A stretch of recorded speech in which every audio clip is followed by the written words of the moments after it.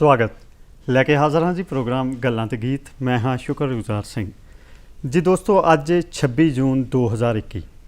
ਜੇ ਮੈਂ ਤਕਰੀਬਨ 3 ਦਹਾਕੇ ਪਿੱਛੇ ਚਲੇ ਜਾਵਾਂ तो तरीक है 26 जून 1999।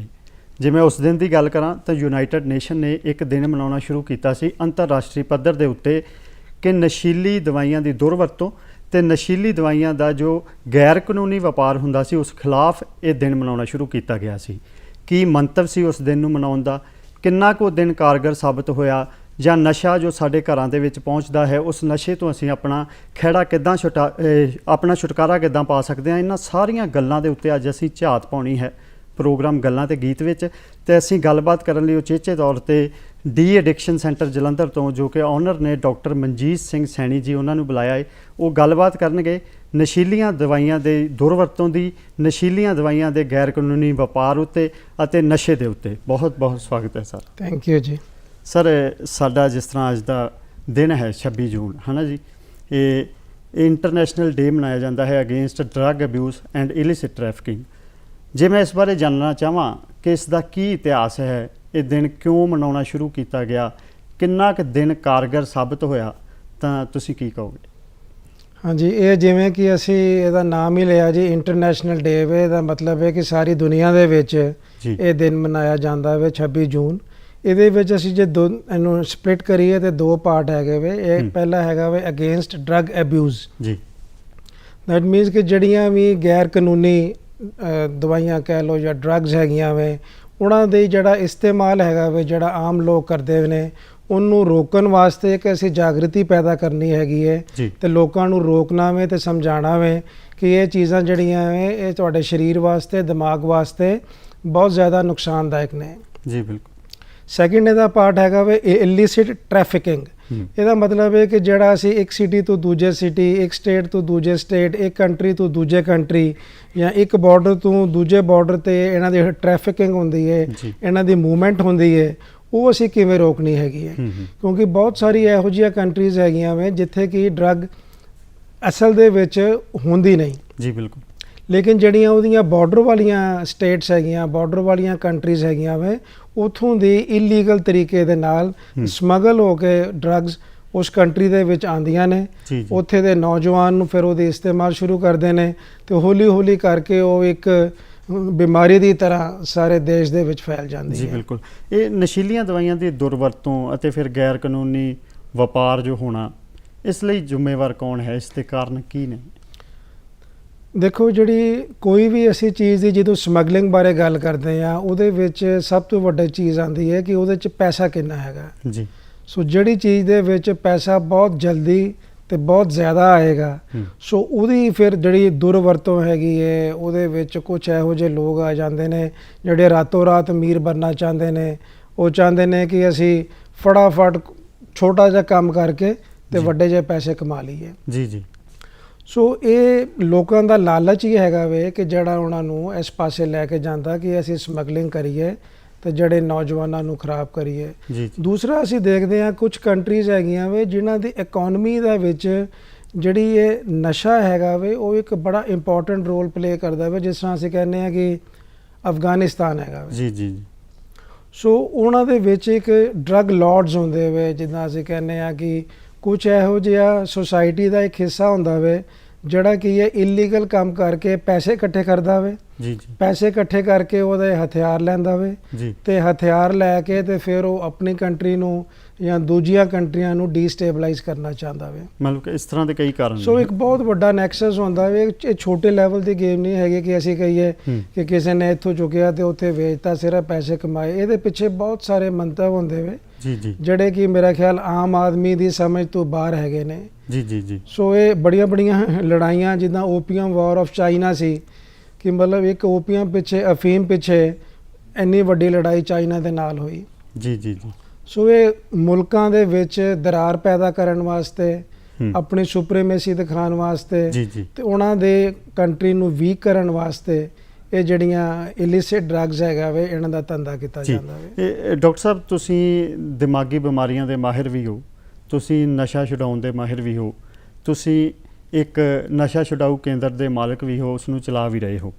ਤੇ ਅਸੀਂ ਇਹ ਅਕਸਰ ਕਹਿੰਦੇ ਹਾਂ ਕਿ ਫਲਾਣਾ ਬੰਦਾ ਨਸ਼ਾ ਕਰਦਾ ਹੈ, ਉਹ ਬੰਦਾ ਨਸ਼ਾ ਕਰਦਾ ਹੈ, ਉਹ ਬਹੁਤ ਆਦੀ ਹੈ ਨਸ਼ਾ ਕਰਨ ਦਾ, ਉਸ ਦਾ ਨਸ਼ਾ ਨਹੀਂ ਛੁੱਟ ਰਿਹਾ। ਅਸਲ ਦੇ ਵਿੱਚ ਆਦੀ ਕਿਸ ਨੂੰ ਕਿਹਾ ਜਾ ਸਕਦਾ ਹੈ? ਨਸ਼ੇ ਦਾ ਆਦੀ ਕੌਣ ਹੈ? ਦੇਖੋ, ਨਸ਼ੇ ਦੀ ਜਦੋਂ ਅਸੀਂ ਕਹਿੰਦੇ ਆ ਕਿ ਕਿਸੇ ਵੀ ਬੰਦੇ ਨੂੰ ਕਿਸੇ ਚੀਜ਼ ਦਾ ਨਸ਼ਾ ਹੋ ਗਿਆ ਜੀ, ਇਹਦਾ ਮਤਲਬ ਹੁੰਦਾ ਵੇ ਕਿ ਉਹ ਦਿਮਾਗੀ ਤੇ ਸਰੀਰਕ ਤੌਰ ਤੇ ਉਹਦਾ ਆਦੀ ਹੋ ਗਿਆ ਵੇ। ਉਹ ਉਹਦੇ ਬਗੈਰ ਹੁਣ ਰਹਿ ਨਹੀਂ ਸਕਦਾ। ਕਿ ਜਿਵੇਂ ਜੇ ਉਹ ਸੋਚੇ ਕਿ ਬਈ ਅੱਜ ਮੈਂ ਇਹ ਚੀਜ਼ ਨਹੀਂ ਲਵਾਂਗਾ, ਤੇ ਉਹ ਜਦੋਂ ਦੇਖਦਾ ਉਹ ਨਹੀਂ ਲੈਂਦਾ ਹੈਗਾ ਵੇ, 24 ਘੰਟਿਆਂ ਦੇ ਅੰਦਰ ਅੰਦਰ ਉਹਨੂੰ ਲੱਗਦਾ ਵੇ ਕਿ ਉਹਦੇ ਸਰੀਰ ਵਿੱਚ ਕਾਫੀ ਤਕਲੀਫਾਂ ਸ਼ੁਰੂ ਹੋ ਗਈਆਂ ਜੀ। ਜਿਵੇਂ ਕਿ ਜਿਹੜੇ ਲੋਕ ਅਫੀਮ ਲੈਂਦੇ ਨੇ ਜਾਂ ਹੈਰੋਇਨ ਸਮੈਕ ਲੈਂਦੇ ਨੇ, ਡੋਡੇ ਲੈਂਦੇ ਨੇ, ਜੇ ਉਹ ਲਗਾਤਾਰ ਕੁਝ ਮਹੀਨੇ ਲੈ ਲੈਣ ਤੇ ਸਰੀਰਕ ਤੇ ਮਾਨਸਿਕ ਤੌਰ ਤੇ ਉਹ ਆਦੀ ਹੋ ਗਏ, ਜੇ ਉਹ ਫਿਰ ਇੱਕ ਦਿਨ ਸੋਚਣ ਜੀ ਯਾਰ ਅੱਜ ਮੈਂ ਛੱਡਣ ਲੱਗਾ ਵਾਂ ਜਾਂ ਅੱਜ ਮੈਂ ਐਕਸਪੈਰੀਮੈਂਟ ਕਰਕੇ ਦੇਖਣਾ ਵੇ ਕਿ ਜੇ ਮੈਂ ਨਹੀਂ ਲਵਾਂਗਾ 24 ਘੰਟੇ ਤੇ ਫਿਰ ਕੀ ਹੋਏਗਾ, ਫਿਰ ਉਹ ਦੇਖਣਗੇ ਕਿ ਉਹਨਾਂ ਦੇ ਸਰੀਰ ਦੇ ਵਿੱਚ ਤਕਲੀਫਾਂ ਸ਼ੁਰੂ ਹੋ ਜਾਂਦੀਆਂ, ਉਹਨਾਂ ਨੂੰ ਅਵਾਸੀਆਂ, ਨਿੱਛਾਂ, ਦਸਤ ਸ਼ੁਰੂ ਹੋ ਜਾਂਦੇ ਨੇ, ਉਲਟੀਆਂ ਸ਼ੁਰੂ ਹੋ ਜਾਂਦੀਆਂ ਨੇ, ਕੁਝ ਪਚਦਾ ਨਹੀਂ ਉਹਨਾਂ ਦੇ ਅੰਦਰ, ਘਬਰਾਹਟ ਸ਼ੁਰੂ ਹੋ ਜਾਂਦੀ ਹੈ, ਲੂ ਕੰਡੇ ਉਹਨਾਂ ਦੇ ਖੜੇ ਹੋ ਜਾਂਦੇ ਨੇ। ਸੋ ਇਹਦਾ ਮਤਲਬ ਹੈ ਕਿ ਉਹ ਬੰਦਾ ਇੰਨਾ ਆਦੀ ਹੋ ਗਿਆ ਵੇ ਕਿ ਜਾਂ ਤੇ ਉਹਨੂੰ ਉਨੀ ਖੁਰਾਕ ਰੋਜ਼ ਲੈਣੀ ਪਏਗੀ ਤੇ ਜਾਂ ਉਹਨੂੰ ਆਪਣੀ ਖੁਰਾਕ ਟਾਈਮ ਦੇ ਨਾਲ ਵਧਾਉਣੀ ਪਏਗੀ। ਸੋ ਅਸੀਂ ਉਦੋਂ ਕਹਿੰਦੇ ਆ ਕਿ ਇਹ ਉਸ ਨਸ਼ੇ ਦਾ, ਇਹ ਬੰਦਾ ਨਸ਼ਾ ਹੀ ਹੋ ਗਿਆ ਵੇ, ਇਸ ਚੀਜ਼ ਦਾ ਆਦੀ ਹੋ ਗਿਆ ਵੇ। ਚਾਹੇ ਤੁਸੀਂ ਛੋਟੀ ਜਿਹੀ ਮਾਤਰਾ ਨਾਲ ਤੇ ਦੇਖ ਲਓ ਕਿ ਜੇ ਬੰਦੇ ਕੁਝ, ਕਈ ਬੰਦੇ ਅਸੀਂ ਕਹਿ ਦਿੰਦੇ ਚਾਹ ਦੇ ਆਦੀ ਹੈ, ਹਾਲੇ ਅਸੀਂ ਇਹ ਨਹੀਂ ਕਹਿੰਦੇ ਨਸ਼ਾ ਹੈਗਾ ਚਾਹ, ਲੇਕਿਨ ਜੇ ਉਹ ਚਾਹ ਉਸ ਟਾਈਮ ਤੇ ਨਾ ਲੈਣ, ਜੇ ਉਹਨੇ ਕੱਪ ਨਾ ਲੈਣ ਤੇ ਤਾਂ ਵੀ ਉਹਨਾਂ ਨੂੰ ਵਾਸੀਆਂ ਆਣੀਆਂ, ਸੁਸਤੀ ਪੈਣੀ ਸ਼ੁਰੂ ਹੋ ਜਾਂਦੀ ਹੈ। ਸੋ ਨਸ਼ਾ ਤੇ ਇੱਕ ਇਹੋ ਜਿਹੀ ਚੀਜ਼ ਹੈ, ਨਸ਼ਾ ਇਹ ਅਸੀਂ ਨਾਮ ਲੈਂਦੇ ਹਾਂ ਜਿਹੜੀਆਂ ਇਲਿਸਿਟ ਡਰੱਗਸ ਹੈਗੀਆਂ, ਜਿਹੜੀਆਂ ਇਲੀਗਲ ਡਰੱਗਸ ਹੈਗੀਆਂ ਵੇ, ਜਿਹੜੀ ਸਾਡੀ ਗਵਰਨਮੈਂਟ ਸਰਕਾਰ ਅਲਾਉ ਨਹੀਂ ਕਰਦੀ, ਜਾਂ ਕੁਝ ਇਹੋ ਜਿਹੀਆਂ ਦਵਾਈਆਂ ਹੈਗੀਆਂ ਵੇ ਜਿਨ੍ਹਾਂ ਦਾ ਸਾਇੰਟੀਫਿਕ ਬੇਸ ਹੈਗਾ ਵੇ। ਉਹਦੇ ਵਿੱਚ ਇੱਕ ਰੈਗੂਲੇਸ਼ਨ ਹੈਗੀ ਹੈ ਕਿ ਅਸੀਂ ਜੇ ਕਿਸੇ ਦੀ ਮੇਜਰ ਸਰਜਰੀ ਹੋਈ ਹੈ, ਕਿਸੇ ਨੂੰ ਮੇਜਰ ਸੱਟ ਲੱਗੀ ਹੈ, ਅਸੀਂ ਉਹਨੂੰ ਕੁਝ ਦਿਨਾਂ ਵਾਸਤੇ ਦੇਣਾ ਵੇ, ਕੁਝ ਅਰਸੇ ਵਾਸਤੇ ਦੇਣਾ ਵੇ।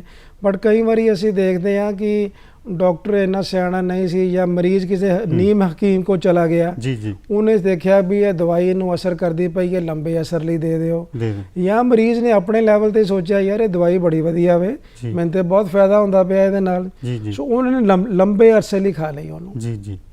ਹੁਣ ਜਦੋਂ ਉਹਨੇ ਕੋਸ਼ਿਸ਼ ਕੀਤੀ ਮੈਂ ਬੰਦ ਕਰਾਂ, ਉਹ ਜਦੋਂ ਉਹਨੇ ਬੰਦ ਕਰਨ ਦੀ ਕੋਸ਼ਿਸ਼ ਕੀਤੀ ਉਹਨੂੰ ਨਹੀਂ ਪਤਾ ਸੀ ਕਿ ਉਹ ਇਹਦਾ ਆਦੀ ਹੋ ਗਿਆ ਵੇ। ਸੋ ਉਹਨੂੰ ਸਰੀਰਕ ਤੇ ਮਾਨਸਿਕ ਤਕਲੀਫਾਂ ਸ਼ੁਰੂ ਹੋ ਗਈਆਂ। ਸੋ ਅਸੀਂ ਕਹਿੰਦੇ ਆ ਕਿ ਭਾਈ ਇਹ ਹੁਣ ਆਦੀ ਹੋ ਗਿਆ। ਸਭ ਤੋਂ ਪਹਿਲੀ ਗੱਲ ਇਹ ਆਉਂਦੀ ਹੈ ਜਦੋਂ ਕਿਸੇ ਬੰਦੇ ਨੂੰ ਆਦੀ ਕਿਹਾ ਜਾਂਦਾ ਹੈ ਤਾਂ ਆਪ ਤੇ ਉਹ ਦੁਖੀ ਹੁੰਦਾ ਹੈ, ਉਸਦੇ ਘਰ ਦੇ ਜ਼ਿਆਦਾ ਦੁਖੀ ਹੁੰਦੇ ਨੇ। ਉਹ ਫਿਰ ਲੱਭਦੇ ਨੇ ਕਿ ਅਸੀਂ ਨਸ਼ਾ ਛਡਾਉਣਾ ਹੈ, ਕਿਸ ਤਰ੍ਹਾਂ ਨਸ਼ਾ ਛਡਾਈਏ। ਫਿਰ ਕੀ ਹੁੰਦਾ ਹੈ, ਇੱਕੋ ਸਹਾਰਾ ਮਿਲਦਾ ਹੈ ਉਹਨਾਂ ਨੂੰ, ਨਸ਼ਾ ਛਡਾਊ ਕੇਂਦਰ। ਸਾਡੇ ਜ਼ਿਹਨ ਦੇ ਵਿੱਚ ਆਉਂਦਾ ਹੈ ਇੱਕ ਨਸ਼ਾ ਛਡਾਊ ਕੇਂਦਰ ਹੈ ਤੇ ਇੱਕ ਮੁੜ ਵਸੇਬਾ ਕੇਂਦਰ ਹੈ, ਜਿਸ ਨੂੰ ਅਸੀਂ ਰੀਹੈਬਲੀਟੇਸ਼ਨ ਸੈਂਟਰ ਕਹਿ ਦਿੰਦੇ ਹਾਂ। ਇਹ ਡੀ ਐਡਿਕਸ਼ਨ ਸੈਂਟਰ ਜਾਂ ਰੀਹੈਬਲੀਟੇਸ਼ਨ ਸੈਂਟਰ ਕੀ ਰੋਲ ਅਦਾ ਕਰਦੇ ਪਏ ਨੇ? ਹਾਂਜੀ, ਇਹ ਬਹੁਤ ਅੱਛਾ ਸਵਾਲ ਹੈ। ਆਮ ਤੌਰ ਤੇ ਲੋਕਾਂ ਨੂੰ ਸਮਝ ਨਹੀਂ ਆਉਂਦੀ ਜੀ। ਇਹ ਦੋ ਤਰ੍ਹਾਂ ਦੇ ਸੈਂਟਰ ਸਰਕਾਰ ਨੇ ਬਣਾਏ ਹੈਗੇ ਜੀ। ਇੱਕ ਹੈਗਾ ਡੀ ਐਡਿਕਸ਼ਨ ਸੈਂਟਰ, ਜਿੱਥੇ ਕਿ ਅਸੀਂ ਨਸ਼ੇ ਵਾਲੇ ਮਰੀਜ਼ ਦਾ ਨਸ਼ੇ ਦਾ ਇਲਾਜ ਕਰਦੇ ਹਾਂ। ਮਰੀਜ਼ ਘਰ ਦੇ ਲੈ ਕੇ ਆਏ ਨੇ ਕਿ ਪੇਸ਼ੈਂਟ ਸਾਡਾ ਫਲਾਣੀ ਡਰੱਗ ਲੈਂਦਾ ਵੇ ਜਾਂ ਸ਼ਰਾਬ ਲੈਂਦਾ ਵੇ ਜਾਂ ਚਿੱਟਾ ਲੈਂਦਾ ਵੇ, ਸੋ ਉਹ ਸਾਡੇ ਕੋਲ ਦਾਖਲ ਹੋ ਜਾਂਦਾ ਵੇ। ਅਸੀਂ ਉਹਦਾ ਇੱਕ ਸਾਇੰਟੀਫਿਕ ਇਲਾਜ ਕਰਦੇ ਹਾਂ ਜਿਹੜਾ ਕਿ ਕਈ ਡਿਫਰੈਂਟ ਤਰੀਕਿਆਂ ਨਾਲ ਕੀਤਾ ਜਾਂਦਾ ਵੇ ਜੀ। ਉੱਥੇ ਮਰੀਜ਼ ਦਾ ਜਿਹੜਾ ਸਟੇ ਹੁੰਦਾ ਵੇ ਉਹ ਬੜਾ ਸ਼ਾਰਟ ਸਟੇ ਹੁੰਦਾ ਵੇ। ਸੇ ਅਸੀਂ ਕਹਿ ਦਿੰਦੇ ਹਾਂ 5-7 ਦਿਨ ਤੋਂ ਲੈ ਕੇ 10-15 ਦਿਨ। ਸੋ ਅਸੀਂ ਮਰੀਜ਼ ਨੂੰ ਦਵਾਈਆਂ ਦਿੰਦੇ ਹਾਂ ਜਾਂ ਹੋਰ ਟੈਕਨੀਕਸ ਨਾਲ ਕਰਦੇ ਹੈਗੇ ਹਾਂ, ਦੇ ਕੇ ਮਰੀਜ਼ ਨੂੰ ਠੀਕ ਕਰਕੇ। ਕਈ ਮਰੀਜ਼ਾਂ ਨੂੰ ਦਵਾਈ ਥੋੜ੍ਹੇ ਦਿਨ ਵਾਸਤੇ ਘਰ ਵੀ ਚੱਲਦੀ ਹੈਗੀ ਹੈ, ਕਈਆਂ ਨੂੰ ਦਵਾਈ ਬੰਦ ਕਰਕੇ ਅਸੀਂ ਭੇਜ ਦਿੰਦੇ ਹਾਂ ਜੀ। ਸੈਕਿੰਡ ਆ ਜਾਂਦਾ ਵੇ ਇੱਕ ਰੀਹੈਬਲੀਟੇਸ਼ਨ ਸੈਂਟਰ। ਹੁਣ ਇੱਕ ਰੀਹੈਬਲੀਟੇਸ਼ਨ ਸੈਂਟਰ ਹੈਗਾ ਵੇ ਕਿ ਅਸੀਂ ਮਰੀਜ਼ ਨੂੰ ਠੀਕ ਕਰ ਦਿੱਤਾ, ਹੁਣ ਅਸੀਂ ਉਹਦੀ ਰੀਹੈਬਲੀਟੇਸ਼ਨ ਕਰਨੀ ਹੈਗੀ ਹੈ ਕਿ ਅਸੀਂ ਉਹਨੂੰ ਕੁਝ ਦਿਨ ਹੋਰ ਆਪਣੇ ਕੋਲ ਰੱਖਣਾ ਹੈਗਾ ਵੇ। ਅਸੀਂ ਉਹਨੂੰ ਇੱਕ ਨਵੀਂ ਲਾਈਫ ਦੀ ਟ੍ਰੇਨਿੰਗ ਦੇਣੀ ਹੈ, ਉੱਥੇ ਉਹਦੀ ਇੰਟੈਂਸਿਵ ਕਾਉਂਸਲਿੰਗ ਕਰਨੀ ਹੈਗੀ ਹੈ। ਉੱਥੇ ਦੇਖਣਾ ਵੇ ਕਿ ਜਿਹੜੀ ਉਹਦੀ ਥੋੜ੍ਹੀ ਬਹੁਤੀ ਤਲਬ ਰਹਿ ਗਈ ਹੈ ਉਹ ਖ਼ਤਮ ਕਰਨੀ ਹੈਗੀ ਹੈ। ਉਹਨੂੰ ਜਿਹੜੀਆਂ ਐਕਸਟਰਾ ਕਰਿਕੂਲਰ ਐਕਟੀਵਿਟੀਜ਼ ਹੈ, ਕੋਈ yoga, sports, meditation, counselling, 1-to-1 lectures, ਉਹ ਕਰਨੇ ਹੈਗੇ ਵੇ ਜੀ। ਸੋ ਰੀਹੈਬਲੀਟੇਸ਼ਨ ਦੇ ਵਿੱਚ ਮਰੀਜ਼ ਨੂੰ ਇਲਾਜ ਕਰਨ ਤੋਂ ਬਾਅਦ ਭੇਜਿਆ ਜਾਂਦਾ ਵੇ। ਉੱਥੇ ਆਮ ਤੌਰ ਤੇ ਦਵਾਈ ਕੋਈ ਨਹੀਂ ਦਿੱਤੀ ਜਾਂਦੀ, ਜਾਂ ਅਸੀਂ ਛੋਟੇ ਲੈਵਲ ਦੀ ਕੋਈ ਥੋੜੀ ਬਹੁਤੀ ਦਵਾਈ ਮਰੀਜ਼ ਨੂੰ ਲੋੜ ਹੈਗੀ ਅਸੀਂ ਦੇ ਦਿੰਨੇ ਆ। ਲੇਕਿਨ ਡੀ ਐਡਿਕਸ਼ਨ ਸੈਂਟਰ ਦੇ ਵਿੱਚ ਇੱਕ ਫੁੱਲ ਫਲੈਜਡ ਨਸ਼ੇ ਦਾ ਇਲਾਜ ਕੀਤਾ ਜਾਂਦਾ ਵੇ। ਉਹਦੀ ਜਿਹੜੀ ਸਟੇ ਹੁੰਦੀ ਹੈ ਉਹ ਲਿਮਟਿਡ ਦਿਨਾਂ ਵਾਸਤੇ ਹੁੰਦੀ ਹੈ, ਜਦ ਕਿ ਰੀਹੈਬਿਲਿਟੇਸ਼ਨ ਵਿੱਚ ਮਹੀਨਿਆਂ ਵਾਸਤੇ 1 ਮਹੀਨਾ 2 ਮਹੀਨੇ 6 ਮਹੀਨੇ ਲੰਬੀ ਸਟੇ ਹੁੰਦੀ ਹੈ। ਜੀ ਜੀ ਤੇ ਇਹ ਤੁਸੀਂ ਪ੍ਰੋਸੀਜਰ ਦੱਸਿਆ ਵੀ ਕਿਸ ਤਰ੍ਹਾਂ ਟ੍ਰੀਟਮੈਂਟ ਹੁੰਦੀ ਹੈ, ਪਰ ਜੇ ਗਰਾਊਂਡ ਲੈਵਲ ਦੀ ਗੱਲ ਕਰੀਏ ਤੇ ਅੱਜ ਇੱਕ ਡੀ ਐਡਿਕਸ਼ਨ ਨਸ਼ਾ ਛਡਾਊ ਕੇਂਦਰਾਂ ਨੂੰ ਲੈ ਕੇ ਜਾਂ ਮੁੜ ਵਸੇਬਾ ਕੇਂਦਰਾਂ ਨੂੰ ਲੈ ਕੇ ਨਾ ਇੱਕ ਆਮ ਇਨਸਾਨ ਦੇ ਮਨ ਦੇ ਵਿੱਚ ਨਾ ਇੱਕ ਡਰ ਬੈਠਾ ਹੈ। ਉਹ ਡਰ ਇਹ ਹੈ ਕਿ ਜੇ ਮੈਂ ਆਪਣਾ ਪੁੱਤਰ ਜਾਂ ਆਪਣਾ ਪਤੀ ਜਾਂ ਆਪਣਾ ਪਿਓ ਉੱਥੇ ਛੱਡ ਆਉਣਾ ਹਾਂ ਨਸ਼ਾ ਛਡਾਊ ਕੇਂਦਰ 'ਚ, ਤੇ ਉੱਥੇ ਬੜਾ ਮਾੜਾ ਉਹਦੇ ਨਾਲ ਵਿਹਾਰ ਹੁੰਦਾ ਹੈ, ਉਸ ਨੂੰ ਕੁੱਟਿਆ ਜਾਂਦਾ ਹੈ। ਇੱਥੋਂ ਤੱਕ ਵੀ ਸੁਣਨ 'ਚ ਆਇਆ ਹੈ ਕਿ ਕਈ ਨਸ਼ਾ ਛਡਾਊ ਕੇਂਦਰਾਂ ਦੇ ਵਿੱਚ ਕਰੰਟ ਵੀ ਲਗਾਇਆ ਜਾਂਦਾ ਹੈ। ਕਿੱਥੋਂ ਤੱਕ ਇਹ ਗੱਲਾਂ ਸੱਚੀਆਂ ਨੇ?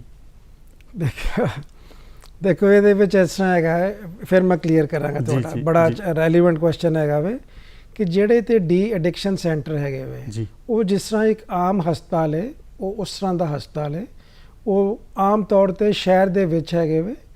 ਉੱਥੇ ਜਦੋਂ ਅਸੀਂ ਮਰੀਜ਼ ਨੂੰ ਦਾਖਲ ਕਰਨਾ ਵੇ, ਜਿਸ ਤਰ੍ਹਾਂ ਅਸੀਂ ਆਮ ਮਰੀਜ਼ ਨੂੰ ਦਾਖਲ ਕਰਦੇ ਹਾਂ, ਉਹਦੇ ਵਿੱਚ ਅਸੀਂ ਕਹਿੰਦੇ ਹਾਂ ਜੀ ਇੱਕ ਫੈਮਿਲੀ ਮੈਂਬਰ ਜਾਂ 2 ਫੈਮਿਲੀ ਮੈਂਬਰ ਨਾਲ ਸਟੇ ਕਰਨਗੇ। ਸੋ 1 ਜਾਂ 2 ਫੈਮਿਲੀ ਮੈਂਬਰ ਨਾਲ ਸਟੇ ਕਰਦੇ ਨੇ। ਉਹਦੇ ਵਿੱਚ ਅਸੀਂ ਮਰੀਜ਼ ਨੂੰ 5-7 ਦਿਨ ਤੋਂ ਲੈ ਕੇ 10-15 ਦਿਨ ਤੱਕ ਰੱਖਿਆ, ਮਰੀਜ਼ ਨੂੰ ਦਵਾਈਆਂ ਦਿੱਤੀਆਂ, ਠੀਕ ਕੀਤਾ, ਕਰਕੇ ਭੇਜ ਦਿੱਤਾ। ਹੁਣ ਉੱਥੇ ਕੋਈ ਕੁਐਸਚਨ ਨਹੀਂ ਹੈਗਾ ਕਿ ਤੁਸੀਂ ਛੱਡ ਕੇ ਆ ਗਏ ਹੋ ਜਾਂ ਤੁਹਾਨੂੰ ਪਤਾ ਨਹੀਂ ਕਿ ਤੁਹਾਡੇ ਮਰੀਜ਼ ਨਾਲ ਕੀ ਹੋ ਰਿਹਾ। ਤੁਸੀਂ 24 ਘੰਟੇ ਆਪਣੇ ਮਰੀਜ਼ ਦੇ ਨਾਲ ਹੋ, ਠੀਕ ਹੈ, ਉਹਦੇ ਨਾਲ ਹੀ ਉੱਠਦੇ ਹੋ, ਬੈਠਦੇ ਹੋ, ਗੱਲਾਂ ਬਾਤਾਂ ਕਰਦੇ ਹੋ, ਖਾਣਾ ਖਾਂਦੇ ਹੋ, ਸਭ ਕੁਝ ਉਹਦੇ ਨਾਲ ਕਰਦੇ ਹੋ। ਜੋ ਹੋ ਰਿਹਾ ਤੁਹਾਡੇ ਅੱਖਾਂ ਦੇ ਸਾਹਮਣੇ ਹੋ ਰਿਹਾ ਵੇ। ਸੋ ਉਹਦੇ ਵਿੱਚ ਕੋਈ ਤੁਹਾਨੂੰ ਡਾਊਟ ਨਹੀਂ ਹੈਗਾ ਕਿ ਭਾਈ ਸਾਡੇ ਮਰੀਜ਼ ਨੂੰ ਇਹ ਕੀਤਾ। ਸੈਕਿੰਡ ਹੈਗਾ ਰੀਹੈਬਿਲਿਟੇਸ਼ਨ ਸੈਂਟਰ।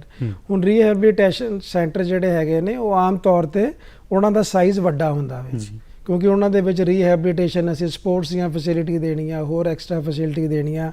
ਉਹ ਆਮ ਤੌਰ ਤੇ ਸ਼ਹਿਰ ਤੋਂ ਬਾਹਰ ਹੁੰਦੇ ਨੇ। ਉਹਨਾਂ ਦੇ ਵਿੱਚ ਘਰ ਦੇ ਨਾਲ ਸਟੇ ਨਹੀਂ ਕਰਦੇ। ਅੱਛਾ।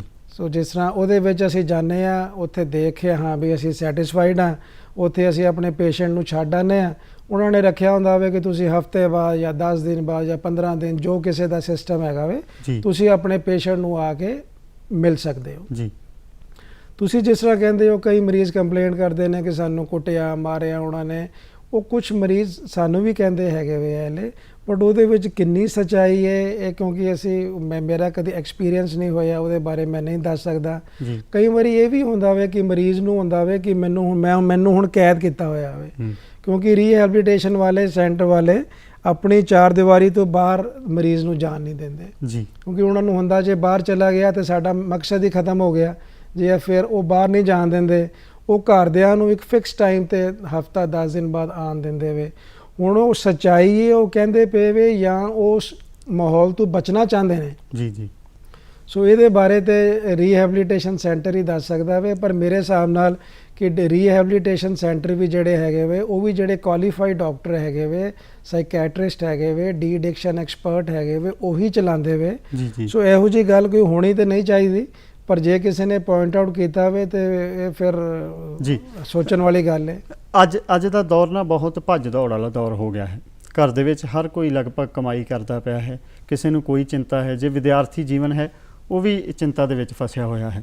ਸਭ ਨੂੰ ਵੱਡੀ ਗੱਲ ਹੈ ਕਿ ਅੱਜ ਦੇ ਦੌਰ ਦੇ ਵਿੱਚ ਡਿਪਰੈਸ਼ਨ ਬਹੁਤ ਹੈ, ਬਹੁਤ ਦਿਮਾਗੀ ਪਰੇਸ਼ਾਨੀਆਂ ਨੇ। ਤੁਸੀਂ ਦਿਮਾਗੀ ਪਰੇਸ਼ਾਨੀਆਂ ਦੇ ਮਾਹਿਰ ਵੀ ਹੋ, ਤੁਸੀਂ ਡਾਕਟਰ ਹੋ ਮਨੋਰੋਗ ਦੇ।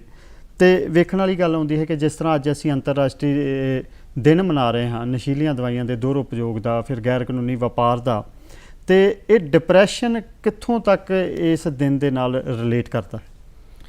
ਦੇਖੋ ਇਹ ਆਪਸ ਦੇ ਵਿੱਚ ਬੜਾ ਗੂੜਾ ਸੰਬੰਧ ਹੈ ਦਿਮਾਗੀ ਬਿਮਾਰੀਆਂ ਤੇ ਨਸ਼ਿਆਂ ਦਾ। ਸੋ ਇਹ ਦੋਨੋਂ ਤਰਫਾ ਹੀ ਹੈ। ਜੇ ਅਸੀਂ ਨਸ਼ਿਆਂ ਦੇ ਆਦੀ ਹੋ ਜਾਂਦੇ ਆ, ਇਲੀਗਲ ਡਰੱਗ ਸ਼ੁਰੂ ਕਰ ਦਿੰਦੇ ਆ, ਜਾਂ ਕੋਈ ਵੀ ਦਵਾਈ ਡਾਕਟਰ ਦੇ ਪੁੱਛੇ ਬਗੈਰ ਲੰਬੇ ਅਰਸੇ ਲਈ ਲੈ ਲੈਂਦੇ ਆ, ਤੇ ਉਹਦੇ ਵਿੱਚ ਇੱਕ ਪੋਸੀਬਿਲਿਟੀ ਹੁੰਦੀ ਹੈ ਕਿ ਗੈਰ ਕਾਨੂੰਨੀ ਦਵਾਈਆਂ ਲੈਣ ਦੇ ਨਾਲ ਤੁਹਾਡੇ ਦਿਮਾਗ ਤੇ ਅਸਰ ਹੁੰਦਾ ਹੀ ਹੈ। ਉਹਦੇ ਨਾਲ ਤੁਹਾਨੂੰ ਦਿਮਾਗੀ ਬਿਮਾਰੀਆਂ ਸਟਾਰਟ ਹੋ ਜਾਂਦੀਆਂ ਵੇ। ਜੇ ਅਸੀਂ ਦੂਜੇ ਪਾਸੇ ਦੇਖੀਏ ਕਿ ਜਿਹੜੇ ਲੋਕਾਂ ਨੂੰ ਦਿਮਾਗੀ ਬਿਮਾਰੀ ਹੈਗੀ ਹੈ ਜੀ ਉਹਨਾਂ ਦੇ ਵਿੱਚ ਉਹਨਾਂ ਦਾ ਜਿਹੜਾ ਝੁਕਾਅ ਹੈਗਾ ਵੇ ਉਹ ਨਸ਼ੇ ਲੈਣ ਦੇ ਵਿੱਚ ਵੱਧ ਜਾਂਦਾ ਵੇ, ਜੀ ਕਿਉਂਕਿ ਜਦੋਂ ਉਹ ਦਵਾਈਆਂ ਕਾਫੀ ਅਰਸੇ ਲਈ ਲੈਂਦੇ ਵੇ ਉਹਨਾਂ ਨੂੰ ਲੱਗਦਾ ਕਿ ਬਹੁਤ ਫਰਕ ਨਹੀਂ ਪਿਆ। ਕੋਈ ਉਹਨਾਂ ਨੂੰ ਸਲਾਹ ਦੇ ਦਿੰਦਾ ਯਾਰ ਇੰਨੀ ਦਵਾਈਆਂ ਦੇ ਚੱਕਰ ਚੋਂ ਨਿਕਲੋ, ਜੀ ਥੋੜਾ ਜਿਹਾ ਪੈਗ ਰਾਤੀ ਸੌਣ ਲੱਗਿਆਂ ਲੈ ਲਿਆ ਕਰੋ ਤੇ ਉਹਦੇ ਨਾਲ ਵਧੀਆ ਨੀਂਦ ਆਏਗੀ, ਮਨ ਖੁਸ਼ ਰਹੇਗਾ। ਨਸ਼ੇ ਵੱਲ ਲੱਗਣ ਦਾ ਇੱਕ ਕੋਈ step। ਉਹਨਾਂ ਨੂੰ ਸਲਾਹ ਦੇ ਦਿੰਦਾ ਵੇ ਯਾਰ ਇਹ ਕਿਹੜੇ ਚੱਕਰਾਂ 'ਚ ਪੈ ਗਏ ਹੋ, ਆ ਥੋੜਾ ਜਿਹਾ ਆ ਡਰੱਗ ਲੈ ਲਓ, ਇਹਦੇ ਨਾਲ ਤੁਹਾਡਾ ਮਨ ਰਿਲੈਕਸ ਰਹੇਗਾ, ਕੋਈ ਚਿੰਤਾ ਸਾਰੀਆਂ ਦੂਰ ਹੋ ਜਾਣਗੀਆਂ। ਸੋ ਇਹ ਦੋਨੋਂ ਪਾਸੇ ਵੇ ਨਸ਼ੇ ਲੈਣ ਵਾਲਾ ਵਿੱਚ ਦਿਮਾਗੀ ਬਿਮਾਰੀਆਂ ਜ਼ਿਆਦਾ ਦੇਖੀਆਂ ਗਈਆਂ ਨੇ ਜੀ ਤੇ ਜਿਹੜੇ ਦਿਮਾਗੀ ਬਿਮਾਰੀਆਂ ਵਾਲੇ ਮਰੀਜ਼ ਹੈ ਉਹਨਾਂ ਦੇ ਵਿੱਚ ਨਸ਼ਿਆਂ ਦਾ ਝੁਕਾਅ ਜ਼ਿਆਦਾ ਦੇਖਿਆ ਗਿਆ ਹੈਗਾ। ਜੀ ਜੀ ਬਾਕੀ ਇਹਦੇ ਨਾਲ ਜਿੱਦਾਂ ਤੁਸੀਂ ਕਿਹਾ ਕਿ ਅੱਜ ਦੀ ਜ਼ਿੰਦਗੀ ਦੇ ਵਿੱਚ ਸਟ੍ਰੈਸ ਤਣਾਅ ਇੰਨਾ ਜ਼ਿਆਦਾ ਵੇ, ਮਾਰੋ ਮਾਰ ਹੋਈ ਪਈ ਹੈ, ਹਰ ਬੰਦਾ ਸੋਚਦਾ ਕਿ ਮੈਂ ਜ਼ਿੰਦਗੀ ਦੇ ਵਿੱਚ ਅੱਗੇ ਨਿਕਲ ਜਾਵਾਂ। ਜੀ ਉਹ ਉਸੇ ਦੌੜ ਦੇ ਵਿੱਚ ਕੁਝ ਬੰਦੇ ਪਿੱਛੇ ਰਹਿ ਜਾਂਦੇ ਨੇ, ਕੁਝ ਬੰਦੇ ਇੰਨਾ ਕੰਮ ਕਰ ਲੈਂਦੇ ਨੇ ਕਿ ਉਹ ਥੱਕ ਜਾਂਦੇ ਨੇ। ਸੋ ਉਹਨਾਂ ਨੂੰ ਲੱਗਦਾ ਕਿ ਆਪਣੇ ਆਪ ਨੂੰ ਹੁਣ ਰਿਲੈਕਸ, ਜਿਹੜਾ ਤੇ ਬਹੁਤ ਕੰਮ ਕਰਕੇ ਥੱਕ ਗਿਆ ਉਹਨੂੰ ਲੱਗਦਾ ਸ਼ਾਇਦ ਮੈਂ ਰਿਲੈਕਸ ਕਿੱਦਾਂ ਕਰਾਂ। ਜਿਹੜਾ ਬੰਦਾ ਪਿੱਛੇ ਰਹਿ ਗਿਆ ਵੇ ਉਹਨੂੰ ਇੱਕ ਉਦਾਸੀ ਜੀ ਹੋ ਗਈ ਹੈ, ਯਾਰ ਸਾਰੇ ਮੇਰੇ ਤੋਂ ਅੱਗੇ ਨਿਕਲ ਗਏ ਵੇ, ਮੈਂ ਪਿੱਛੇ ਰਹਿ ਗਿਆ ਵਾਂ। ਸੋ ਉਹ ਉਸ ਡਿਪਰੈਸ਼ਨ 'ਚ ਜਾ ਕੇ ਉਹਨੂੰ ਲੱਗਦਾ ਵੇ ਕਿ ਮੈਂ ਨਸ਼ਿਆਂ ਦਾ ਸਹਾਰਾ ਲੈ ਲਵਾਂ। ਜੀ ਜੀ ਜਿਹੜਾ ਅੱਗੇ ਨਿਕਲ ਗਿਆ ਉਹਨੂੰ ਲੱਗਦਾ ਮੈਂ ਬਹੁਤ ਕੁਝ ਅਚੀਵ ਕਰ ਲਿਆ, ਹੁਣ ਤੇ ਮौज ਮਸਤੀ ਦਾ ਟਾਈਮ ਆਇਆ ਵੇ।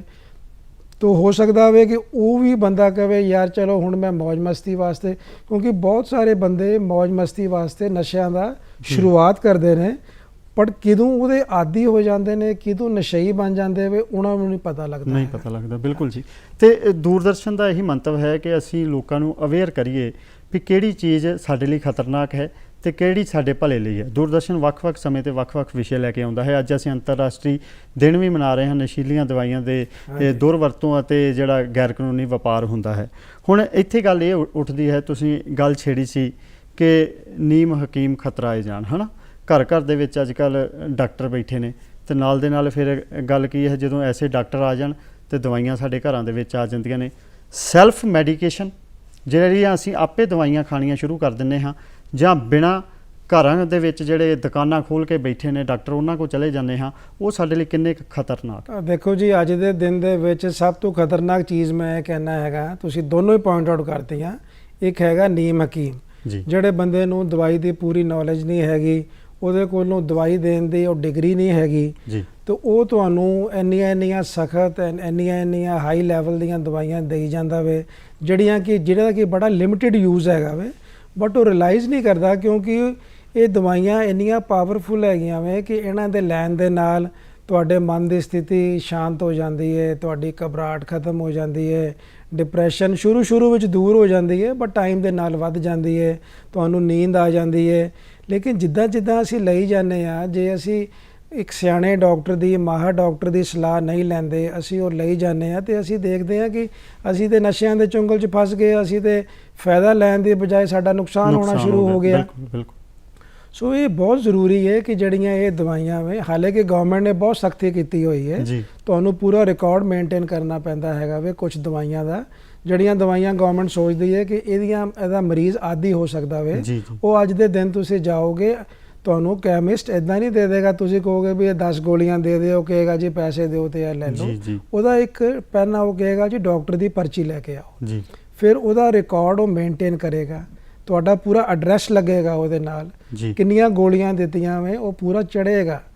ਲੇਕਿਨ ਫਿਰ ਵੀ ਉਹਦੇ ਬਾਵਜੂਦ ਵੀ ਕਈ ਬੰਦੇ ਇਸ ਤਰ੍ਹਾਂ ਦੇ ਹੈਗੇ ਵੇ ਜਿਹੜੇ ਕਿ ਇਸ ਚੀਜ਼ ਨੂੰ ਫੋਲੋ ਨਹੀਂ ਕਰਦੇ ਹੈਗੇ। ਸੋ ਇਹ ਬਹੁਤ ਜ਼ਰੂਰੀ ਹੋ ਜਾਂਦਾ ਵੇ ਕਿ ਜਿਹੜੀਆਂ ਦਵਾਈਆਂ ਗਵਰਨਮੈਂਟ ਨੇ ਰਿਸਟ੍ਰਿਕਟ ਕੀਤੀਆਂ ਵੇ, ਜਿਹੜੀਆਂ ਦਵਾਈਆਂ ਸਿਰਫ ਇੱਕ ਐਕਸਪਰਟ ਹੀ ਦਵਾਈ ਦੇ ਸਕਦਾ ਹੈਗਾ ਵੇ। ਸੋ ਮੈਂ ਲੋਕਾਂ ਨੂੰ ਵੀ ਅਪੀਲ ਕਰਾਂਗਾ, ਮਰੀਜ਼ਾਂ ਨੂੰ ਵੀ ਕਹਾਂਗਾ ਕਿ ਇਹੋ ਜਿਹੀਆਂ ਦਵਾਈਆਂ ਐਕਸਪਰਟ ਬੰਦੇ ਦੀ, ਐਕਸਪਰਟ ਡਾਕਟਰ ਦੀ ਨਿਗਰਾਨੀ ਹੇਠਾਂ ਲਓ। ਜਿੰਨੀ ਦੇਰ ਵਾਸਤੇ ਡਾਕਟਰ ਤੁਹਾਨੂੰ ਦਵਾਈ ਦਿੰਦਾ ਹੋਵੇ ਉਨੀ ਦੇਰ ਵਾਸਤੇ ਲਓ। ਇਹ ਨਾ ਸੋਚੋ ਕਿ ਵੀ ਦਵਾਈ ਦਿੱਤੀ ਸੀ ਮੈਨੂੰ ਤੇ ਬਹੁਤ ਮਜ਼ਾ ਆਇਆ, ਹੁਣ ਡਾਕਟਰ ਕਹਿੰਦਾ ਦਵਾਈ ਘੱਟ ਕਰ ਦਈਏ, ਹੁਣ ਘੱਟ ਕਰੇਗਾ ਤੇ ਪਤਾ ਨਹੀਂ ਮੈਨੂੰ ਫਿਰ ਵਾਪਸ ਮੈਂ ਉਸ ਸਥਿਤੀ 'ਚ ਆ ਜਾਵਾਂਗਾ। ਉਹ ਕਹਿੰਦਾ ਯਾਰ ਕੋਸ਼ਿਸ਼ ਕਰੋ ਕਿ ਆਪੇ ਦਵਾਈ ਲਈ ਚੱਲੋ, ਜਾਂ ਜਾ ਕੇ ਮਰੀਜ਼ ਠੀਕ ਹੁੰਦਾ ਹੋਵੇ ਡਾਕਟਰ ਕੋਲ ਝੂਠ ਬੋਲ ਦਿੰਦਾ ਕਿ ਡਾਕਟਰ ਸਾਹਿਬ ਮੈਨੂੰ ਹਾਲੇ ਵੀ ਦਰਦਾਂ ਹੁੰਦੀਆਂ ਵੇ, ਹਾਲੇ ਵੀ ਤਕਲੀਫ ਹੈ ਜੀ, ਥੋੜ੍ਹੀ ਜਿਹੀ ਦਵਾਈ ਮੇਰੀ ਵੱਧ ਕਰ ਦਿਓ ਜੀ। ਸੋ ਹੁਣ ਡਾਕਟਰ ਵੀ ਕੋਸ਼ਿਸ਼ ਕਰਦਾ ਹੋਵੇ ਕਿ ਉਹਦੇ ਨਾਲ ਇੰਟਰੈਕਟ ਕਰੇ, ਕਿ ਉਹਨੂੰ ਲੱਗਦਾ ਕਿ ਮਰੀਜ਼ ਤੇ ਠੀਕ ਲੱਗਦਾ, ਲੇਕਿਨ ਫਿਰ ਵੀ ਮਰੀਜ਼ ਦੀ ਗੱਲ ਤੇ ਵਿਸ਼ਵਾਸ ਕਰਨਾ ਪੈਂਦਾ ਵੇ। ਸਾਨੂੰ ਲੱਗਦਾ ਚਲੋ ਯਾਰ ਥੋੜੀ ਦੇਰ ਹੋਰ ਕੰਟੀਨਿਊ ਕਰ ਲਓ। ਜੀ ਜੀ ਜੀ। ਇਹ ਤੇ ਫਿਰ ਤੁਹਾਨੂੰ ਪੇਸ਼ੈਂਟ ਦੇਖ ਕੇ ਪਤਾ ਲੱਗਦਾ ਪੈਟਰਨ ਕਿ ਨਹੀਂ ਬਈ ਇਹ ਬੰਦਾ ਸੱਚ ਨਹੀਂ ਬੋਲਦਾ ਪਿਆ। ਜੀ ਬਿਲਕੁਲ। ਇਹ ਤੇ ਨਸ਼ੇ ਦੀ ਇਹ ਦਵਾਈ ਨੂੰ ਨਸ਼ਾ ਸਮਝ ਕੇ ਵਰਤਦਾ ਪਿਆ ਹੈਗਾ ਵੇ। ਜੀ ਜੀ। ਸੋ ਇੱਥੇ ਮਰੀਜ਼ ਦਾ ਨੁਕਸਾਨ ਹੋ ਜਾਂਦਾ ਵੇ। ਸੋ ਇਹ ਬਹੁਤ ਜ਼ਰੂਰੀ ਹੈਗਾ ਵੇ ਕਿ ਜਿਹੜੇ ਐਕਸਪਰਟ ਹੈਗੇ ਵੇ, ਜਿਹੜਾ ਦਿਮਾਗੀ ਬਿਮਾਰੀਆਂ ਦਾ ਐਕਸਪਰਟ ਹੈ ਜਾਂ ਨਸ਼ੇ ਛੁਡਾਉਣ ਦਾ ਐਕਸਪਰਟ ਹੈ, ਅਸੀਂ ਉਹਦੇ ਕੋਲ ਹੀ ਜਾਈਏ, ਉਹਦੀ ਨਿਗਰਾਨੀ ਹੇਠਾਂ ਹੀ ਜਿੰਨੀ ਦੇਰ ਉਹ ਕਹਿੰਦਾ ਹੈਗਾ ਵੇ ਅਸੀਂ ਉਨੀ ਦੇਰ ਵਾਸਤੇ ਦਵਾਈ ਦਈਏ, ਆਪਣੇ ਡਾਕਟਰ ਆਪ ਨਾ ਬਣੀਏ। ਸੋ ਇਹਦੇ ਵਿੱਚ ਬਹੁਤ ਜ਼ਿਆਦਾ ਰਿਸਕ ਹੈਗਾ ਵੇ, ਕਿਉਂਕਿ ਦਵਾਈਆਂ ਛੱਡਣ ਲੱਗਿਆ ਆਪਾਂ ਨੂੰ ਬਹੁਤ ਤਕਲੀਫ ਹੋਣੀ ਹੈ ਤੇ ਫਿਰ ਅਸੀਂ ਕਹਿਣਾ ਲਓ ਜੀ ਸਾਨੂੰ ਡਾਕਟਰ ਨੇ ਨਸ਼ਈ ਬਣਾ ਦਿੱਤਾ। ਜੀ ਬਿਲਕੁਲ। ਨਾਮ ਅਸੀਂ ਉਹਦਾ ਪਾ ਦੇਣਾ। ਬਿਲਕੁਲ।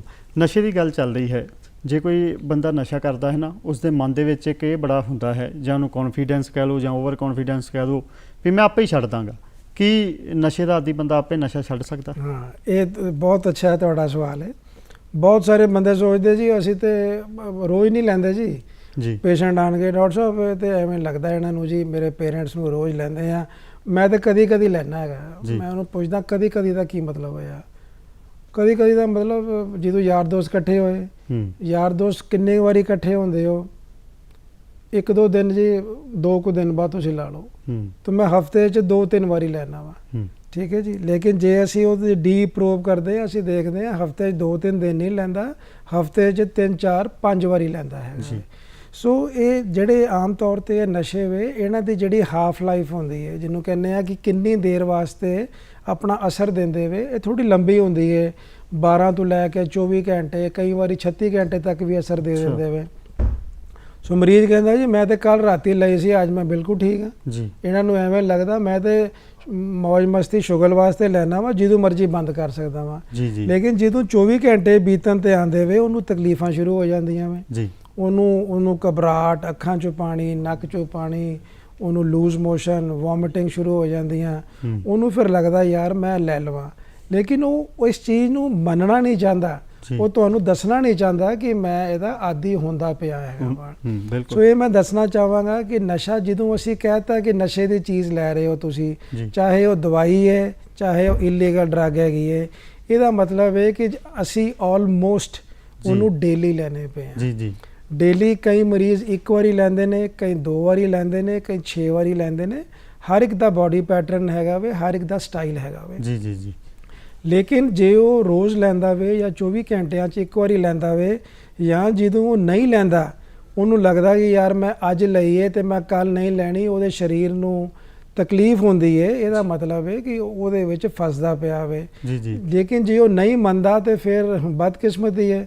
ਤੁਹਾਡੇ ਕੋਲੋਂ ਉਹ ਉਦੋਂ ਆਉਂਦਾ ਵੇ, ਘਰਦਿਆਂ ਨੂੰ ਵਿਚਾਰੀ ਜਾਂਦਾ ਵੇ, ਘਰਦਿਆਂ ਨੂੰ ਕਹਿੰਦਾ ਜੀ ਲਓ ਜੀ ਤੁਸੀਂ, ਤੁਹਾਨੂੰ ਐਵੇਂ ਕਰਦਾ ਮੈਂ ਅੱਜ ਤੋਂ ਬੰਦ ਕੀਤਾ ਜੀ, ਮੈਂ ਹੱਥ ਹੀ ਨਹੀਂ ਲਾਣਾ ਜੀ। ਮੈਂ ਜਦੋਂ ਲਿਆ ਸੀ ਉਹ ਡਾਕਟਰ ਸਾਹਿਬ ਕਹਿੰਦਾ ਜੀ ਮੈਂ ਇਹਨਾਂ ਨੂੰ ਪ੍ਰੋਮਿਸ ਕੀਤਾ ਸੀ ਜੀ, ਮੈਂ 3 ਦਿਨ ਪਹਿਲਾਂ ਲਿਆ ਸੀ ਜੀ। ਮੈਂ ਉਸ ਤੋਂ ਬਾਅਦ ਲਿਆ ਨਹੀਂ ਜੀ। ਨਿੱਕੀਆਂ ਨਿੱਕੀਆਂ ਗੱਲਾਂ ਹੁੰਦੀਆਂ ਨੇ ਜਿਹੜੀਆਂ ਅਸੀਂ ਆਪਣੇ ਆਪ ਹੀ ਹਾਵੀ ਕਰ ਬੈਠੇ। ਉਸ ਤੋਂ ਬਾਅਦ ਮੈਂ ਬਸ ਅੱਜ ਹੀ ਥੋੜਾ ਜਿਹਾ ਲਿਆ ਜੀ। ਜਾਂ ਉਹ ਕਹੇਗਾ ਜੀ ਤੁਸੀਂ ਇਹਨਾਂ ਨੂੰ ਬਾਹਰ ਭੇਜੋ, ਤੇ ਅਸੀਂ ਜਦੋਂ ਪੇਸ਼ੈਂਟ ਨਾਲ 1 to 1 ਗੱਲ ਕਰਦੇ ਹੈਗੇ ਆ, ਫਿਰ ਉਹ ਕਹਿੰਦਾ ਜੀ ਤੁਸੀਂ ਦੱਸਿਓ ਨਾ ਇਹਨਾਂ ਨੂੰ ਜੀ। ਮੈਂ ਜੀ ਤਕਰੀਬਨ ਰੋਜ਼ ਹੀ ਲੈਣਾ। ਡਾਕਟਰ ਸਾਹਿਬ ਇੱਥੇ ਇੱਕ ਗੱਲ ਹੋਰ ਜੁੜਦੀ ਹੈ, ਜਿਹੜੇ ਟ੍ਰੀਟਮੈਂਟ ਲੈ ਰਹੇ ਨੇ ਨਾ, ਉਹ ਕੀ ਹੁੰਦਾ ਹੈ, ਉਹ ਕਹਿੰਦੇ ਨੇ ਵੀ ਯਾਰ 3 ਮਹੀਨੇ ਦਵਾਈ ਖਾ ਲਈ, 4 ਮਹੀਨੇ ਦਵਾਈ ਖਾ ਲਈ ਤੇ ਉੱਥੋਂ ਛੁੱਟੀ ਮਿਲ ਜਾਂਦੀ ਹਸਪੀਟਲ ਤੋਂ, ਡਾਕਟਰ ਕਹਿ ਦਿੰਦੇ ਵੀ ਇਹ ਫਿਟ ਐਂਡ ਫਾਈਨ ਹੋ ਗਿਆ, ਪਰ ਉਹ ਕਿਤੇ ਨਾ ਕਿਤੇ ਫਿਰ ਸਿੰਪਟਮ ਸ਼ੁਰੂ ਹੋ ਜਾਂਦੇ ਨੇ। ਉੱਥੇ ਐਸੇ ਕੇਸਿਸ ਆਉਂਦੇ ਹੋਣਗੇ? ਹਾਂ ਦੇਖੋ, ਇੱਕ ਜਿਸ ਤਰ੍ਹਾਂ ਹੁਣ ਗਵਰਨਮੈਂਟ ਦਾ ਪ੍ਰੋਜੈਕਟ ਹੈਗਾ ਜੀ ਸਾਰੇ ਪੰਜਾਬ ਦੇ ਵਿੱਚ, ਪੰਜਾਬ ਸਰਕਾਰ ਦਾ, ਕਿ ਇੱਕ ਜੀਭ ਥੱਲੇ ਰੱਖਣ ਵਾਲੀ ਗੋਲੀ ਇੱਕ ਹੈਗੀ ਹੈ ਜਿਹੜੀ ਕਿ ਇੰਟਰਨੈਸ਼ਨਲੀ ਮੰਨੀ ਜਾਂਦੀ ਹੈ ਨਸ਼ੇ ਦਾ ਇਲਾਜ ਵਾਸਤੇ। ਅੱਛਾ ਜੀ। ਸੋ ਬਹੁਤ ਅੱਛਾ ਕੰਮ ਕਰ ਰਹੀ ਹੈ ਗਵਰਨਮੈਂਟ। ਉਹਦੇ ਵਿੱਚ ਜਿਹੜੇ ਅਡਿਕਟਸ ਹੈਗੇ ਵੇ ਹੈਰੋਇਨ ਦੇ, ਅਫੀਮ ਦੇ, ਉਹਨਾਂ ਨੂੰ ਉਹ ਦਵਾਈ ਕੁਛ ਅਰਸੇ ਵਾਸਤੇ, ਜਾਂ ਜਿਹੜੇ ਪ੍ਰਾਈਵੇਟ ਡਾਕਟਰ ਵੀ ਦਿੰਦੇ ਹੈਗੇ ਵੇ, ਉਹ ਰਿਕਾਰਡ ਮੇਨਟੇਨ ਕਰਕੇ, ਹਿਸਟਰੀ ਲੈ ਕੇ, ਉਹਦੇ ਵਿੱਚ ਇੱਕ ਸਿਸਟਮ ਹੈਗਾ ਵੇ ਕਿ ਪਹਿਲਾਂ ਅਸੀਂ 3 ਦਿਨ ਲਈ ਦੇਣੀ ਹੈ, 4 ਦਿਨ ਲਈ, ਹਫਤੇ ਵਾਸਤੇ, 10 ਦਿਨ ਵਾਸਤੇ ਅਸੀਂ ਦੇਣੇ ਆ। ਉਹ ਬੜੀ ਅੱਛੀ ਦਵਾਈ ਹੈ, ਲੇਕਿਨ ਪ੍ਰੋਬਲਮ ਕੀ ਹੈ ਕਿ ਜੇ ਅਸੀਂ ਉਹਨੂੰ ਲਗਾਤਾਰ ਖਾਈ ਜਾਵਾਂਗੇ, ਅਸੀਂ ਠੀਕ ਹੈਗੇ ਆ, ਡਾਕਟਰ ਕੋਲ ਆਉਂਦੇ ਹਾਂ, ਅਸੀਂ ਕਹਿ ਦਿੰਦੇ ਹਾਂ ਸਾਨੂੰ ਬੜੀ ਤਕਲੀਫ ਹੁੰਦੀ ਹੈ ਜੀ, ਮੈਂ ਹੁਣ ਗੋਲੀ ਖਾ ਕੇ ਆਇਆ ਤਾਂ ਠੀਕ ਲੱਗਦਾ ਪਿਆ ਵਾ, ਅਦਰਵਾਈਜ਼ ਮੈਨੂੰ ਨੀਂਦ ਨਹੀਂ ਆਈ, ਉਹ ਨਹੀਂ ਆਈ। ਅਸੀਂ ਕੋਸ਼ਿਸ਼ ਕਰਦੇ ਹਾਂ ਕਿ ਉਹਨੂੰ ਲੰਬਾ ਖਾਈ ਜਾਈਏ, ਜਿਹੜੀ ਕਿ ਫਿਰ ਅਸੀਂ ਉਸ ਚੀਜ਼ ਦੇ ਆਦੀ ਹੋ ਜਾਂਦੇ ਹਾਂ, ਫਿਰ ਉਹਨੂੰ ਛੱਡਣਾ ਔਖਾ ਹੋ ਜਾਂਦਾ ਵੇ। ਸੈਕਿੰਡ ਹੈ, ਤੁਸੀਂ ਤੁਹਾਡਾ ਸਵਾਲ ਹੈ ਕਿ ਜਿਹੜੇ ਦੁਬਾਰਾ ਸ਼ੁਰੂ ਕਰ ਦਿੰਦੇ ਨੇ। ਸਾਡੇ ਕੋਲ ਮਰੀਜ਼ ਆਇਆ, ਸਾਡੇ ਹਸਪਤਾਲ 'ਚ ਆਇਆ, ਡੀ ਐਡਿਕਸ਼ਨ ਕਰਾਉਣ ਆਇਆ, ਨਸ਼ੇ ਦਾ ਇਲਾਜ ਕਰਾਉਣ ਆਇਆ, ਅਸੀਂ ਉਹਨੂੰ 5 ਤੋਂ ਲੈ ਕੇ 7-8 ਦਿਨ ਵਾਸਤੇ ਰੱਖਿਆ, ਪੇਸ਼ੈਂਟ ਬਿਲਕੁਲ ਠੀਕ ਹੋ ਗਿਆ, ਨਸ਼ੇ ਤੋਂ ਮੁਕਤ ਹੋ ਗਿਆ, ਅਸੀਂ ਉਹਨੂੰ ਕਹਿ ਦਿੱਤਾ ਛੁੱਟੀ ਕਰਤੀ, ਪੇਸ਼ੈਂਟ ਬੜਾ ਖੁਸ਼ ਹੈ, ਮਰੀਜ਼ ਬੜਾ ਖੁਸ਼ ਹੈ, ਘਰ ਦੇ ਬੜੇ ਖੁਸ਼ ਨੇ, ਪ੍ਰੋਪਰ ਟ੍ਰੀਟਮੈਂਟ ਤੇ ਕਿਸੇ ਟ੍ਰੀਟਮੈਂਟ ਹੋ ਗਿਆ ਸੀ, ਲੇਕਿਨ 15-20 ਦਿਨ ਬਾਅਦ ਪਤਾ ਲੱਗਿਆ ਘਰਦਿਆਂ ਨੂੰ, ਇਹਨੇ ਤੇ ਵਾਪਸ ਸ਼ੁਰੂ ਕਰ ਦਿੱਤਾ। ਸੋ ਇਹ ਬਹੁਤ ਜ਼ਰੂਰੀ ਹੈ ਕਿ ਜਿਹਦਾ ਅਸੀਂ ਇਲਾਜ ਕਰਦੇ ਹਾਂ, ਅਸੀਂ ਯਕੀਨੀ ਬਣਾਈਏ ਕਿ ਇਲਾਜ ਤੋਂ ਬਾਅਦ ਉਹ ਦੁਬਾਰਾ ਸ਼ੁਰੂ ਨਾ ਹੋ ਸਕੇ। ਇਸੇ ਕਰਕੇ ਉਹਦੇ ਵਾਸਤੇ ਵੀ ਸਾਡੇ ਕੋਲ ਇਲਾਜ ਹੈ ਕਿ ਪੇਸ਼ੈਂਟ ਨਸ਼ਾ ਛੱਡ ਕੇ ਹੁਣ ਦੁਬਾਰਾ ਸ਼ੁਰੂ ਕਰੇ। ਜੀ ਡਾਕਟਰ ਸਾਹਿਬ, ਤੇ ਤੁਸੀਂ ਸਾਡੇ ਪ੍ਰੋਗਰਾਮ ਵਿੱਚ ਕੀਮਤੀ ਸਮਾਂ ਕੱਢ ਕੇ ਆਏ, ਸਾਨੂੰ ਸਮਾਂ ਨਹੀਂ ਇਜਾਜ਼ਤ ਦੇ ਰਿਹਾ ਕਿ ਅਸੀਂ ਇਸ ਟੌਪਿਕ ਨੂੰ ਹੋਰ ਅੱਗੇ ਵਧਾ ਸਕੀਏ। ਤੁਸੀਂ ਸਟੂਡੀਓ ਵਿੱਚ ਆਏ, ਤੁਹਾਡਾ ਬਹੁਤ ਬਹੁਤ ਥੈਂਕ ਯੂ ਜੀ, ਥੈਂਕ ਯੂ।